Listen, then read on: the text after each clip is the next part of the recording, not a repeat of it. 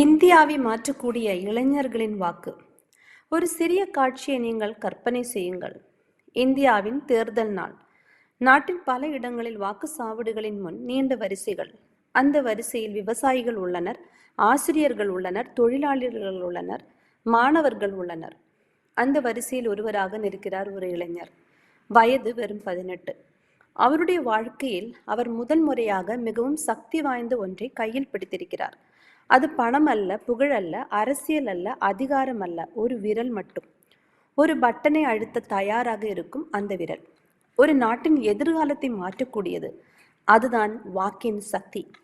இன்று இந்தியா உலகின் மிகவும் இளம் நாடுகளில் ஒன்று. அதாவது இளமையானவர்களை கூடுதல் கொண்ட நாடு. நம் மக்கள் தொகையில் சுமார் 65% பேர் 35 வயதிற்கு கீழுள்ளவர்கள். ஒரு நிமிடம் இதை பற்றி சிந்தியுங்கள். இந்திய இளைஞர்கள் விழிப்புணர்வுடன், துணிவுடன், ஒற்றுமையுடன் வாக்களித்தால் நாம் நம் சமுதாயத்தையே மாற்ற முடியும். ஆனால் இங்கு ஒரு பெரிய சிக்கல் உள்ளது. பல நேரங்களில் வாக்குகள் மதம், ஜாதி மற்றும் கடுமையான அரசியல் கொள்கைகள் மூலம் பாதிக்கப்படுகின்றன. பிரிவினை அடிப்படையாக கொண்ட தேர்தல்கள் சமூகத்தை பலவீனமாக்குகின்றன. ஏனெனில் நாம் எதிர்கொள்ளும் பிரச்சனைகள் எந்த மதத்திற்கும் சொந்தமானவை அல்ல. வேலை வாய்ப்பு இல்லாய்மை மதத்தை கேட்காது. காலநிலை மாற்றம் ஜாதியை பார்க்காது. கல்வி குறைபாடு எந்த கொள்கையையும் பின்பற்றாது. இந்த பிரச்சனைகள் எல்லோருடையவையும். அதனால் தீர்வுகளும் எல்லோரிடமிருந்து வர வேண்டும். சுவாமி விவேகானந்தர் ஒரு முறை கூறினார், எனக்கு 100 உற்சாகமான இளைஞர்களை கொடுங்கள், நான் இந்தியாவை மாற்றுவேன் என்று. இன்று நமக்கு 100 இளைஞர்கள் மட்டுமல்ல, கோடிக்கணக்கான இளைஞர்கள் உள்ளனர், வாக்களிக்கும் சக்தியுடன். ஒவ்வொரு இளைஞரும் வாக்களிக்கும் முன் 4 கேள்விகளை கேட்க வேண்டும். யார் வேலை வாய்ப்புகளை உருவாக்குவார்? யார் கல்வியை மேம்படுத்துவார்? யார் ஊழலை எதிர்ப்பார்? யார் அடுத்த தலைமுறைக்கு நல்ல எதிர்காலத்தை உருவாக்குவார்?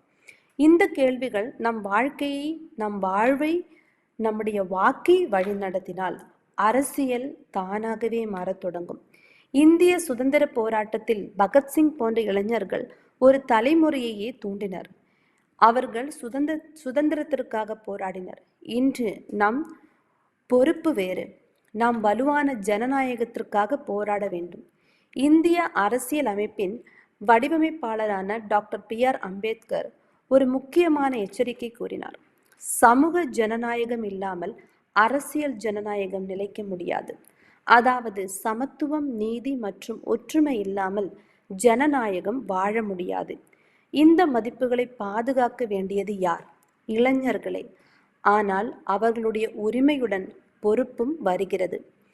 இன்று சமூக ஊடகங்கள் தகவல்களை மிக வேகமாக பரப்புகின்றன. அதே போலவே தவறான தகவல்களும் அதே வேகத்தில் பரவுகின்றன.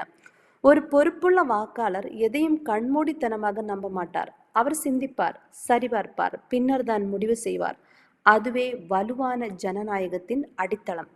ஒரு இந்தியாவை கற்பனை செய்யுங்கள். இளைஞர்கள் வெறுப்பை நிராகரிக்கும் இந்தியா. கல்வி, வேலைவாய்ப்பு, புதுமை, முன்னேற்றம் ஆகியவற்றிற்காக வாக்களிக்கும் இந்தியா. அந்த இந்தியா ஒரு கனவு அல்ல, அது சாத்தியமான எதிர்காலம். அந்த எதிர்காலத்தின் சாவி யாரிடம் உள்ளது? இளைஞர்களிடம். ஆகவே நினைவில் கொள்ளுங்கள், உங்கள் வாக்கு ஒரு இயந்திரத்தில் அழுத்தப்படும் பட்டன் மட்டுமல்ல, அது உங்கள் குரல், உங்கள் பொறுப்பு. அது நாட்டின் எதிர்காலத்தை வடிவமைக்கும் உங்கள் சக்தி. மதத்தை தாண்டி வாக்களியுங்கள். ஐடியாலஜிகளை தாண்டி வாக்களியுங்கள். ஒற்றுமைக்காக வாக்களியுங்கள். முன்னேற்றத்திற்காக வாக்களியுங்கள்.